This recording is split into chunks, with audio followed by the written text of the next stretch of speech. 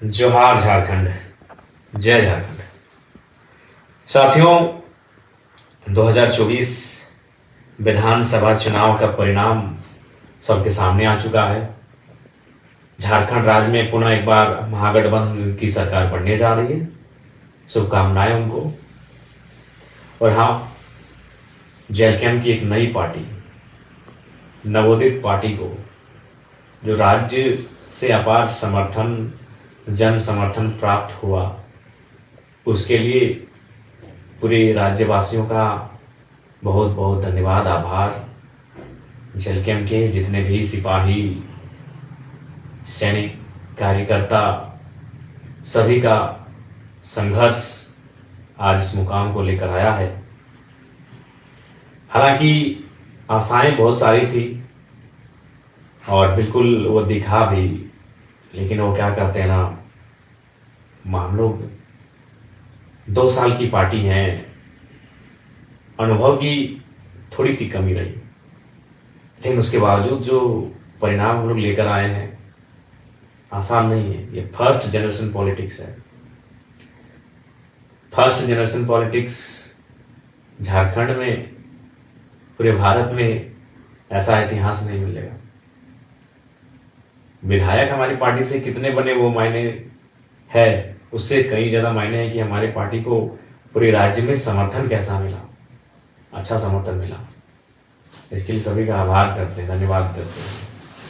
हालांकि अगर व्यक्तिगत हमें निजी तौर पे पूछा जाए तो विधायक बनने के बाद जो मेरा व्यवहार है वही विधायक बनने से पहले भी हमारा वही व्यवहार था। यानी विशेष कुछ परिवर्तन नहीं आया है, क्योंकि बीते 3 साल तो हम लोग ऐसे ही बिना पद के पावर में जी रहे थे। अपने निडरता से, अपने एग्रेशन से लोगों के काम निकाल लेते थे, तो लोगों का काम बना देते थे। लेकिन खैर है कि संवैधानिक पद होता है, हमें लगता है कि ये फीलिंग तभी आएगी जब सदन के अंदर जाकर अपने बातों को रखेंगे, अपनी ओथ सेरेमनी में, शपथ समारोह में भाग लेंगे, तब शायद फीलिंग हो कि हाँ विधायक बने हैं। लेकिन दिल से कहें तो अभी तक वो फीलिंग ही नहीं हो रहा है कि चलो भाई कुछ एक अचीवमेंट, एक गांव का लड़का, एक गरीब किसान 2 साल पहले जिसको कोई जानता नहीं था, बहुत गरीब से गरीब, आप जितना सोच सकते हैं, उस घर का लड़का आज विधायक बन चुका है। ये फीलिंग जरा भी नहीं हो रहा है।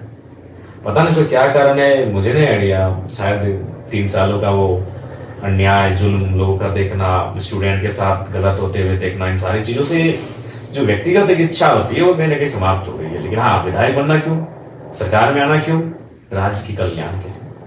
अगर निजी होता तो कम से कम, भले चुनाव में हम लोग ज्यादा सीट नहीं लाए, लेकिन व्यक्तिगत तौर पर तक खुशी होनी चाहिए थी।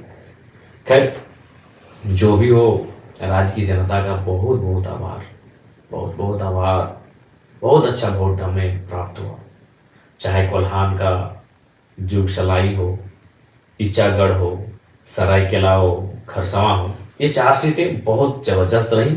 उसके अलावे जो सीटें रही उनको भी धन्यवाद। अगर आप दक्षिणी छोटानागपुर की बात करें तो तमाड़ में अच्छा खासा वोट रहा, सिल्ली में अच्छा खासा वोट रहा, कांके और खिजरी में भी, यानी दक्षिणी में भी 4 सीटें बहुत लाजवाब रही। उसके अलावा बाकी सीटों पे हम लोग अच्छा किए। आप अगर बाकी उसके बाद उत्तरी छोटानागपुर, जो हम लोग का स्ट्रॉन्ग जोन, जहां हम लोगों ने डुमरी तो कर विजय फतह किया, उसके अलावे टुन्नी में 45,000 के आसपास, गोमिया में 60,000 के आसपास, रामगढ़ और मांडू में 70,000। बहुत ही सरप्राइजिंग विनिंग है। हम लोग तो मान ही रहे थे कि वो सीट विनिंग है हमारी, उस सीट को विन करेंगे। चंदन क्यारी में 2रा स्थान, तो ऐसे सिंधरी में भी 36,000 के आसपास। तो ओवरऑल बहुत अच्छा फीडबैक। पहला चुनाव, फर्स्ट अटेम्प्ट चुनाव, प्लस युवाओं की टीम, नए लड़के, कभी पॉलिटिक्स किए नहीं है, अगर किए नहीं तो कार्यकर्ता की हैसियत से किए हैं। एक किंग मेकर, एक नेतृत्वकर्ता की हैसियत से जो लड़के कभी पॉलिटिक्स किए नहीं हो, जो बहनें, वो जो महिलाएं, वो हमारी राजनीतिक दल में सम्मिलित हैं, उसके बाद भी इतना अच्छा प्रदर्शन, ये बहुत सुनहरा। और मैं बैरमो भूल रहा था, 60,000 बैरमो। हालांकि बैरमो की तमाम जनता का बहुत आभार, बहुत प्यार मिला। हालांकि मलाल तो रहा, असल फतह तो करने को देश बैरमो ही था। लेकिन हम भी तो कोई 30 मार का थोड़ी है। एक दिन का कार्यक्रम दिए थे, एक ही सभा हम बैरमो में किए, हमारी हार का कारण वही रहा। 18 तारीख की शाम को अभी कितना प्लानिंग किया गया कि हमको वहां नहीं जाने दिया जाए, बैरमो एंट्री नहीं हो मेरा। काश अगर बैरमो में हम जिस प्रकार डुमरी में हम शायद एक एक पंचायत तक एंट्री किए थे, डुमरी में 70 का 70 पंचायत एंट्री किए थे, तो उसी प्रकार अगर बैरमो का सारा पंचायत, जरेडी का 17, पेट्रोबार का 10, बैरमो का 19, चंद्रपुरा का 14, नगर में जो वार्ड है, अगर सारा को विजिट कर लेते हैं तो हमें विश्वास है चुनाव हमारे पक्ष में होता और शायद 7,000-10,000 से चुनाव हम जीत जा गए होते हैं। लेकिन समय का अभाव था और हमने बैरमो के चुनाव को कार्यकर्ताओं पे ही छोड़ दिया था, क्योंकि अंतिम समय में निर्णय लिया था बैरमो चुनाव लड़ने का। अगर मेरी दिली इच्छा कही जाए और मेरा अगर निजी मत, तो मैं पुनः दोहराऊंगा, मेरी इच्छा मांडू और गोमिया थी। गोमिया इसलिए थी कि गोमिया में हम लोग फर्स्ट थे, और कोई भी अगर हम अपना निजी स्वार्थ देखते हैं तो शायद हम गोमिया को चुनते हैं। लेकिन मेरी लड़ाई आउटसाइडर्स माफिया, आउटसाइडर्स पूंजीपति, आउटसाइडर्स दबंग किस्म के लोग जो झारखंड की राजनीति कब्जा कर रहे हैं, उनसे भी तो मेरी लड़ाई है। और बैरमो में वो तो फिट था, दोनों आउटसाइडर्स दबंग नेता जिन्होंने केवल शोषण और जुल्म किया था झारखंडियों पे, तो वहां लड़ना मेरी वैचारिक लड़ाई थी।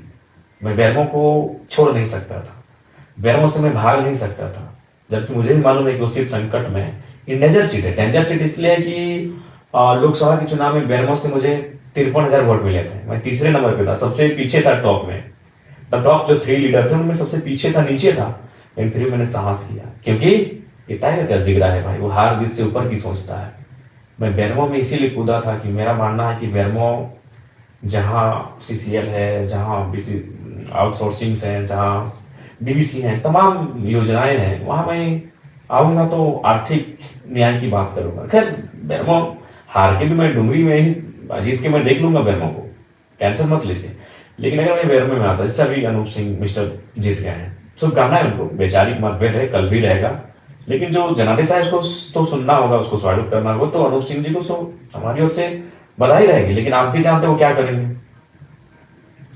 डीओ उनके भाई को,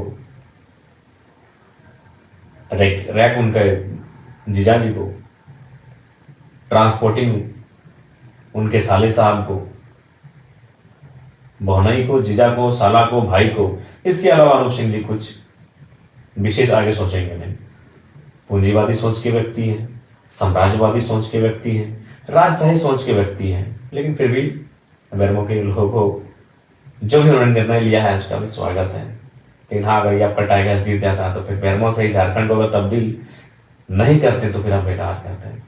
अगर हम जीत के आते हैं तो बैरमो में जितने भी वर्ग समुदाय के रहने वाले लोग हैं, हर एक वर्ग तक पहुंच कर कम से कम एक एक व्यक्ति को तो जरूर लेके आते हैं। अनूप सिंह जी जीत गए हैं, उनकी बिरादरी के बाहर शायद ही कोई व्यक्ति आपको डीओ में, ट्रांसपोर्टिंग में दिख जाएगा। दिख जाए तो अच्छी बात है और गनीमत है। अगर हम जीत जाते हैं तो एक एक समाज के व्यक्ति को वहां खोज के लेके आते हैं, क्योंकि आर्थिक न्याय का मतलब ही होता है हर एक समाज, हर एक तबका के पास आर्थिक स्थिति सक्षम होना। तो खैर जो जीत गई सो बात गई, लेकिन बैरमो के तमाम साथियों का बहुत बहुत धन्यवाद कि हमने एक दिन कार्यक्रम दिया और अपने वोट 60,000 तक पहुंचा दिए। बहुत बड़ी बात है, जीत है। बैरमो में हम अपना फ्यूचर देखेंगे, है फ्यूचर हमारा। और डुमरी का तो खैर वो भावनात्मक रहा है, डुमरी का आभार। उसके अलावा सभी टुंडी रहे, गोमिया रहे, सबको धन्यवाद, मांडू रहे। लेकिन विशेषकर जहां से मैं लड़ा हूं, डुमरी बैरमो के तमाम कार्यकर्ता, आप निश्चिंत रहे। जरा कुमार महातो डुमरी का विधायक थोड़ी है, क्या लगता है कि आपको आप हमें विधायक ही मान रहे हैं? जी नहीं, आप तो हमें राज्य का नेता मानते हैं।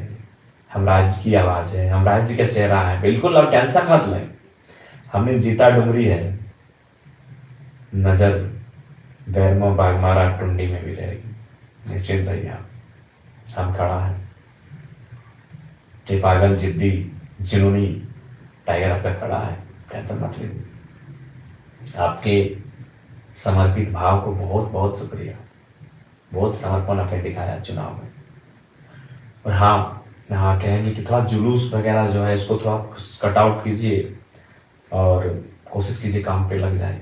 और अगर आप जुलूस निकालते हैं तो अपने पंचायत में दिन को निकालिए, रात को बिल्कुल भी नहीं।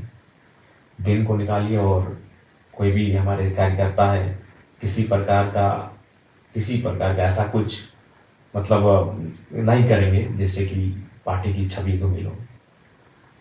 और विशेषकर जेएमएम के साथियों से कहेंगे, देखिए चुनाव 20 वर्षों तक जनता ने आपको जनादेश दिया था। अब उसी जनता ने अगर आपको जनादेश नहीं दिया है तो उसका सम्मान कीजिए। हार के बाद आपके कुछ कार्यकर्ता देखें कुछ घटनाएं ऐसी घट रही हैं, हम चाहेंगे कि बदले के भाव से नहीं बदलाव के भाव से मिलकर काम करते हैं। आइए जेएमएम के साथी डुमरी में मिलकर काम करते हैं, तमाम योजनाओं को गांव-गांव तक खेत खलिहान तक पहुंचाते हैं। और ये सभी संभव होगा जब वो क्या करते हैं ना, मिलकर काम करते हैं। पक्ष विपक्ष चुनाव में फिर देख लेंगे, आलोचनाओं को फिर चुनाव में देख लेंगे। चलिए अभी डुमरी के लिए आगे हाथ बढ़ाते हैं, मिलकर काम करते हैं। सभी से आग्रह होगी और विशेषकर युवाओं आपसे कहेंगे, आज आप जयराम महतो को अपने स्क्रीन में देख रहे हैं वीडियो के माध्यम से। ये वही जयराम महतो है जो 2 साल पहले यही तोपचांच की और जिस डुमरी से मैं विधायक बना, वही डुमरी जहाँ से बसें निकल कर आती थी, बसें गुजरती थी वहाँ से। उन बसों का नाम आनंद बस, शिवम, बुंदेला, विजय, पम्मी, राजू, निर्मल, ऐसे 1 दर्जन बस हजारीबाग होते हुए धनबाद और धनबाद होते हुए हजारीबाग आवागमन होता था। उन बसों पे हम लोग झगड़ा करके चढ़ते थे, भाड़ा नहीं देंगे, 2 रुपया से नहीं देंगे, 5 रुपया देंगे। और हार्डली गिरफ्तार आते थे 10 रुपये। 2 रुपया से वो कहानी शुरू हुई थी, 5 रुपया से होकर 10 रुपया तक पहुंची थी। अभी क्या भाड़ा है मुझे नहीं पता, क्योंकि अब तो हम लोग मान के चलिए दोस्तों के स्कॉर्पियो में चलते हैं। 40 रुपया है, यानी आज 40 रुपया हो गया है भाड़ा। और मेरा मैंने 2 रुपया से शुरुआत की थी बसों का सफ़र। एक इंटर ऑफ साइंस के स्टूडेंट जब राजगंज ट्यूशन जाते थे, अब 2 साल पहले की बात करें, आंदोलन से पहले, तो यही मैंने अपने मास्टर्स को कंप्लीट करके पीएचडी को ज्वाइन किया था।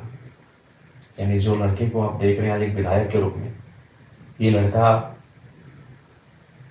कल्पना सोरेन जी की तरह कोई राजघराने से नहीं, पाकुड़ की जो विधायक बनी आलमगीर आलम की अर्धांगिनी, उनकी तरह कोई राजघराने की नहीं है। मेरे हिसाब से राजघराना मतलब विधायक का घर, मैं उसको राजघराना कहता हूँ। सुन लीजिए पहली बात को। पूर्णिमा साहू जी जमशेदपुर से जीती, जो रघुवर दास की पुतोहू है, मैं उस राजघराने से नहीं हूँ। तो जयराम कुमार महतो को बड़ी करीब से आप देखिए। आज से महज 3 साल पहले मेरी तस्वीर शायद सोशल मीडिया में होगी, जाके देखिएगा। एक दुबला पतला सा लड़का, मासूम सा लड़का, मासूमियत चेहरे में, आंखों में एक सपना कि कुछ करेंगे। वो सपना कुछ बनने का। ये गरीब परिवार से संबंध रखते हैं, बहुत खर्च हुआ है पढ़ाई लिखाई में, तो कुछ बने। क्या बने? कुछ भी। कोई बहाली आए उसको भरे, टीचर की बहाली हो, प्रोफेसर की बहाली हो, और उससे पहले जब पीएचडी नहीं की तो उससे पहले सीआरपीएफ की बहाली हो, आर्मी की बहाली हो, रेलवे की बहाली हो। उन बहालियों को फॉर्म भरना, उनके लिए मेहनत करना, ये चीज़ रहा है। वही लड़का आपके सामने आज आपके स्क्रीन में है, और यकीन मानिए वो लड़का विधायक है। हालांकि हमको ज़्यादा कोई एक्स्ट्रा फीलिंग नहीं हो रहा है विधायक बनने का, लेकिन आप यकीन कीजिए ये जयराम महतो विधायक है। मैं आपको इसलिए संदेश दे रहा हूँ कि सपने देखिए, मेहनत कीजिए, संघर्ष कीजिए। कौन जानता था जयराम महतो को? आज मीडिया में भले नेगेटिव बोले या पॉजिटिव बोले, आज देश की जितनी भी नेशनल मीडिया है, एक 30 सेकेंड ही सही जयराम महतो का नाम उनको लेना पड़ता है। कोई नहीं जानता था जयराम महतो को। जयराम महतो खुद जयराम महतो को नहीं जानता था। कौन है जयराम महतो? फिर जयराम महतो क्या था दिनचर्या हमारा? सुबह मॉर्निंग में उठना, घर से 600-700 मीटर दूरी में मैदान फुटबॉल का, वहाँ दोस्तों के साथ आकर सुबह वही बैठकर डिस्कशन, वहाँ से जोरिया तक जाना, जोरिया में फिर नहाना धोना और बसों में बैठकर फिर कॉलेज तक पहुँचना, फिर कॉलेज से रिटर्न आना, बीच में 2-4 घंटों का ट्यूशन लेना, शाम को एनी हाउ खेल का मैदान, चाहे फुटबॉल हो क्रिकेट हो या वॉलीबॉल, ये 3 चीज़ों का शौकीन। एनी हाउ कुछ भी हो जाए, मौसम खराब हो कोई मतलब नहीं, 2-3 घंटा खेल के मैदान में, फिर रात को ट्यूशन, सेल्फ स्टडी, फिर सुबह फिर एक दौर आया जब मास्टर ऑफ आर्ट्स यानी एमए की परीक्षा को मैंने इंग्लिश लिटरेचर से प्रथम श्रेणी से उत्तीर्ण किया पीके रॉय मेमोरियल कॉलेज से। तो एक दिन की घटना है, मैं नहाने के लिए जोरिया जा रहा था। जोरिया जिसको आप छोटी नदी कह सकते हैं, अगर आप सभी नहीं समझते कि जोरिया का क्या मतलब है, तो छोटी नाला नदी कह सकते हैं। तो वहां कुछ हमारे बगल में जो एक सरकारी +2 हाई स्कूल है, बच्चे क्लास को छोड़ के बाहर बैठे थे। तो बच्चों को तो पहले हमने चूंकि पकड़ा, उनको अपने साथियों के साथ उनको पकड़ के प्रिंसिपल के पास हम लोग कंप्लेंट करने के लिए गए कि सर क्या हो रहा है, स्कूल का टाइम है, आपके बच्चे जोरिया के किनारे घाट में बैठे हैं नदी के सामने। तो प्रिंसिपल साहब ने बड़ी मार्मिक बात कही कि जरा बाबू, सरकारी विद्यालयों की व्यवस्था ऐसी है कि शिक्षक की कमी है और हम लोग मेंटेन नहीं कर पाते हैं। तो बातों बातों में उन्होंने कहा कि आपने तो सुने इसी साल एमए पास किए हैं, तो एक काम कीजिए, जब आप एमए पास किए हैं और जाहिर सी बात है आप कंपटीशन वगैरह की तैयारी करेंगे, नौकरी पाने की तैयारी करेंगे, तो जब तक वो नहीं होता है तब तक आपसे अनुरोध है कि 2 घंटा आप हमारे स्कूल में क्लास ले लीजिए। हम गए थे शिकायत करने के लिए कुछ बच्चों का कि बाहर भाग के आए हैं स्कूल के टाइम में, और हमें क्या, हमें उल्टा प्रिंसिपल ने कहा कि आप पढ़े लिखे हैं तो 2 घंटा पढ़ा दीजिए। बोला ठीक है सर, पर उन्होंने कहा कि ठीक है, लेकिन कंडीशन है कि आप एक आवेदन लिख के दीजिए और अपना जो सारा सर्टिफिकेट्स एमए का, बीए का, इंटर का और मैट्रिक का सर्टिफिकेट इंक्लूड करके कि हम भाई निःशुल्क शिक्षा देंगे, भविष्य में आप किसी प्रकार का दावा नहीं करेंगे। बोले ठीक है सर। हम गए थे भाई शिकायत करने, अब तो हम खुद प्रिंसिपल महोदय की बातों में या बात ऐसा विषय उन्होंने कह दिया कि पढ़े लिखे हैं। तो फिर हमने कहा ठीक है। तो वो शायद सितंबर का महीना था, 2017 का टाइम था। हमने उसी साल जुलाई अगस्त में मास्टर ऑफ आर्ट्स को कंप्लीट किया था। और जब गए क्लास लेने के लिए तो पहला ही दिन जो माहौल क्रिएट हुआ, चूंकि आप भी जानते हैं कि पूरे राज्य ने मेरे भाषणों को सुना, तो लीडर और लेक्चरर में एक क्वालिटी समान होती है कि जब वो अगर बेहतरीन लेक्चरर हो, बेहतरीन लीडर हो, तो जब वो बोलता है तो लोग सुनते हैं। तो वही क्लास में मेरे साथ हुआ। जब मैं बच्चों को पढ़ाने लगा, जब मैं उनको एक्सप्लेन करके समझाने लगा, तो पूरा क्लास सन्नाटा, शांत और सुनने लगे। तो इससे क्या हुआ कि डिमांड्स बढ़ गई और प्रिंसिपल ने रिक्वेस्ट किया कि नहीं, हम तो आपको ऐसे ही बोले थे कि भाई टीचर की कमी है, लेकिन अब आपसे रिक्वेस्ट होगा जब तक आप कुछ बनते नहीं है, कुछ करते नहीं अपने लिए, तो 1-2 घंटा पर डे निकाल के यहाँ बच्चों को पढ़ा दीजिए। वो सिलसिला चलता गया और 4 साल बीत गए। यकीन मानिए 4 साल। एक एमए का लड़का, गरीब का घर का लड़का, जिसको ठीक से मेंटेन नहीं होता है, वो फ्री में पढ़ा रहा है। कहाँ, हाई स्कूल में फ्री निःशुल्क शिक्षा दान दे रहा है। कई बच्चे हमारे पास आए कि सर आप अच्छा क्लास लेते हैं तो हम लोग ट्यूशन पढ़ना चाहते हैं। हमने कहा नहीं यार, टाइम कहाँ है हमारे पास ट्यूशन। एक तो तुम लोग स्कूल में पढ़ाते हैं, फिर ट्यूशन बोलोगे, हमको खुद पीएचडी कर रहे हैं, हमको कॉलेज वगैरह जाना होता है। और हाँ, ये शाम को ट्यूशन वगैरह नहीं। मेरी एक आदत हमेशा रही है, शाम को ट्यूशन नहीं भैया। क्यों? खेल का मैदान 2-3 घंटा में क्रिकेट लंबा चौड़ा चौका छक्का उड़ाइए, फुटबॉल में किक लगाइए और वॉलीबॉल का पंच लगाइए। तो वहां कंप्रोमाइज नहीं था ये चीजें। तो फिर अचानक 17 से 21 तक मैंने लगातार निःशुल्क बच्चों को पढ़ाया टीपीआई स्कूल। आज भी बच्चे जो मेरे पढ़े लिखे हैं उनसे कभी बातचीत हो तब बातचीत कीजिएगा। बड़ा मेमोरेबल 4 साल रहा है। बहुत मेहनत से मैंने पढ़ाया, फ्री में पढ़ाया, 1 भी रुपया नहीं। किस टाइम बेरोजगारी का दौर, एमए पास किया हुआ लड़का जब नौकरी की तलाश करता है, 2 पैसे कमाने की सोचता है, और मैंने फ्री पढ़ाया क्योंकि मेरा नेचर शुरू से गजब का रहा है। आज वही नेचर कारण में मिला है। तो फिर क्या हुआ, 2021 का टाइम आता है, 4 साल के बाद झारखंड में एक मूवमेंट आ जाता है। मैं वहां जाता हूँ, मैं भाषण देता हूँ और अचानक मैं हाईलाइट हो जाता हूँ। फिर मेरा वो स्कूल में पढ़ाई छूट गया, वहाँ जो बच्चों को पढ़ाता था। मेरी पीएचडी भी काफी स्लो हो गई, बहुत स्लो हो गई मेरी पीएचडी। और फिर इस मूवमेंट में मैं अपने आप को झोंकता हूँ, फिर लगातार सभा, भाषण, और 2000 सभा को मैं मतलब एक बेहतरीन सभा मैंने 2000 किया है। अगर ऐसे कहेंगे नुक्कड़ सभा तो 3000 चले गए होंगे। और आज झारखंड राज्य के चेहरे के रूप में आपके सामने हूँ। 2 साल पहले मैं कुछ नहीं था। मेरे गांव के शायद सभी लोग मुझे ना पहचानते हो, सच कह रहे हैं। मेरे गांव के शायद सभी लोग मुझे नहीं पहचानते हैं, हाँ, लेकिन आज दिल्ली में इस लड़के की चर्चा हो रही है। इसलिए मैं आपको ये कह रहा हूं, मैं अपनी तारीफ नहीं कह रहा हूं, इसलिए आपको कह रहा हूं कि सपने देखिए। जो युवा कहते थे I hate politics, I hate politics, यकीन मानिए जयराम महतो के आने के बाद, जयराम महतो की विधायक बनने के बाद शायद वो कहेंगे आई लव पॉलिटिक्स।